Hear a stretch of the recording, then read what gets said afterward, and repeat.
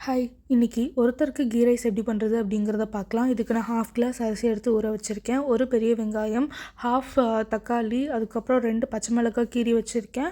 அதுக்கப்புறம் பிரியாணிக்கு போடுற பட்டை, கிராம்பு, ஏலக்காய், பிரியாணி இலை, சீரகம் இதெல்லாம் எடுத்து வச்சுருக்கேன். நெய் ஊற்றி அது உருகுனதுக்கப்புறம் இதெல்லாமே போட்டுருங்க. இதை போட்டு வதங்கினதுக்கப்புறம் நம்ம வெட்டி வச்சுருக்கிற ஒரு பெரிய வெங்காயம் ஸ்லைஸாக கட் பண்ணி வச்சுருக்கேன். அது மாதிரி போட்டு அது கூட நம்ம கட் பண்ணி வச்சுருக்க 2 பச்சை மிளகாய் அதையும் போட்டு நல்லா வதங்கினதுக்கப்புறம் ஒரு ஸ்பூன் இஞ்சி பூண்டு பேஸ்ட் போட்டேன்.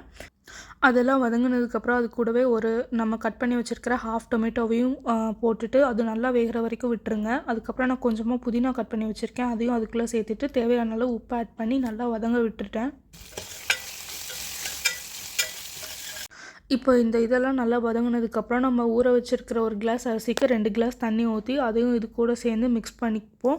அதுக்கப்புறம் டேஸ்ட் பாருங்கள். சப்போஸ் உப்பு பத்தலைன்னா அந்த மாதிரி ஏதாவது இருந்தால் நீங்கள் அட்ஜஸ்ட் பண்ணிக்கோங்க. எனக்கு இப்போ இதில் உப்பு பத்தலை, நான் அதனால் கொஞ்சம் மட்டும் ஆட் பண்ணி க்ளோஸ் பண்ணி ஒரு 5 விசில்ஸ் விட்டேன்.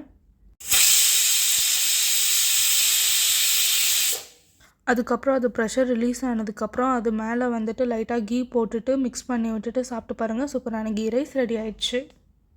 நீங்களும் ட்ரை பண்ணிவிட்டு எப்படி இருக்குன்னு கமெண்ட் செக்ஷனில் சொல்லுங்கள். அடுத்த வீடியோவில் பார்க்கலாம். அது வரைக்கும் டாடா பாய் ஃப்ரம் அபிநயா. இதே மாதிரி நிறைய வீடியோஸ் பார்க்குறதுக்கு மறக்காமல் சேனலை சப்ஸ்கிரைப் பண்ணிக்கோங்க.